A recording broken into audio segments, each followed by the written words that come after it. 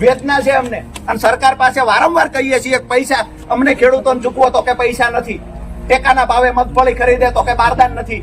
સાહેબ અહીંયા એક ખેડૂતના દીકરા તમે પણ છો, અમારા ખેડૂત આમ પણ દેવાદાર છે સાહેબ, દિવસે દિવસે દેવાદાર ખેડૂત બનતા જાય છે.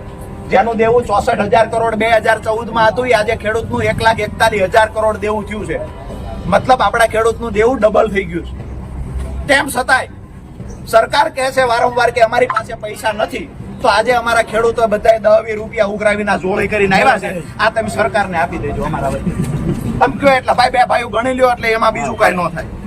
4 કલાકથી ખેડૂત ઉભા છે, તો આપણે નોલેજ વગરના બેઠા છીએ. અમે તમારી ઉંમરને લઈ અને માન સન્માન આપીએ, બાકી 1% નોલેજ નથી.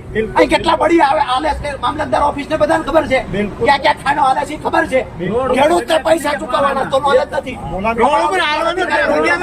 એટલે ક્યારેય સાહેબ આ કોંગ્રેસનો નેતા નથી સાહેબ, આ ભાજપનો નેતા નથી. વાત કરવામાં ધ્યાન જ રાખવાનું, બરાબર છે. અમે ઇજ્જત આપીએ છીએ અને ખેડૂતોને ઇજ્જત મળવી જોઈએ, બરાબર છે. એટલે એવી રીતે નહીં શીખવાડતા, નહીં કાયદા નહીં શીખવાડતા. ખેડૂત છીએ મતલબ કાયદો ભણીને આવ્યા છીએ, બરાબર છે. એટલે એ વાત નહીં ક્યારેય કરવાની, છંછેડવાના નહીં ક્યારેય.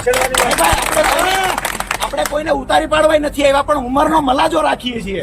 એનો મતલબ એવો છે ખેડૂતો સાથે ગમે એ વ્યવહાર થશે. આ 1501 રૂપિયા છે, અમે લખીને આપીએ છીએ તમને આવેદન પત્ર ની અંદર, અને તમે કવર આપો, એ કવરમાં અમે નાખી દઈએ, કવર ને સીલ મારી દઈએ. આપી દો.